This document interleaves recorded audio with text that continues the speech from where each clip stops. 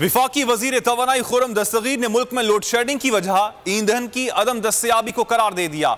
गर्म मौसम में बिजली की ताल बेहतर होने की तिफल तसल्ली भी दे दी। हमाद अजहर ने खुर्रम दस्तगीर को आईना दिखा दिया, हकीकत बता दी। ट्वीट में कहा, मुल्क में लोड शेडिंग इंपोर्टेड हुकूमत के गलत फैसलों के बाइस हुई। नून लीग के LNG मुआहिदे डिफॉल्ट कर गए और सारा दारोमदार फर्नेस ऑयल पर डाल के उसका स्टॉक भी खत्म कर दिया गया।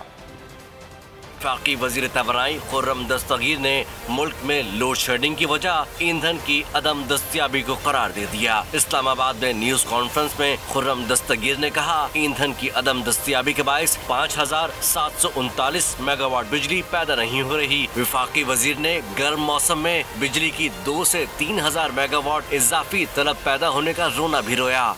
ईंधन की अदम दस्तयाबी के बायस 5739 मेगावाट की बिजली बनाने की सलाहियत बंद पड़ी।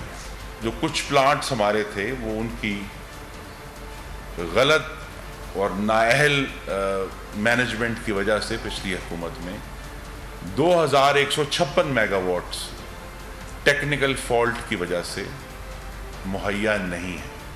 वफाकी वजीर ने कहा, कोशिश है कि ईद के दिनों में मजीद हालात खराब न हो। खुर्रम दस्तगीर ने अगले 10 दिनों में सूरत हाल बेहतर होने की तसल्ली दे दी। दस्तगीर की प्रेस कॉन्फ्रेंस पर हमाद अजहर ने आईना दिखा दिया। ट्वीट में बिजली बहरान की हकीकत बता दी। हमाद अजहर ने कहा, मुल्क में लोड शेडिंग इम्पोर्टेड हुकूमत की गलत फैसला साजी के बाइस हुई। वक्त पे मुकामी गैस की डायवर्जन नहीं की गई। हमाद अजहर ने कहा, नून लीग के LNG मुआहिदे डिफॉल्ट कर गए, उसका स्टॉक भी खत्म कर दिया। हुकूमत सही हिकमत अमली अपनाती तो लोड शेडिंग ना होती। हमाद अजहर ने कहा, लोड शेडिंग की एक वजह ये भी है कि पिछले 2 हफ्तों में बार बार वार्निंग के बावजूद साहिवाल कोयला प्लांट को मुनासिब पेमेंट नहीं की गई और नतीजतन वो अपनी आधी गुंजाइश पर चला गया। उसके पास दरामदी कोयला खरीदने के पैसे ही नहीं। सब्सक्राइब करें और बेल दबाएं ताकि कोई खबर रह न जाए।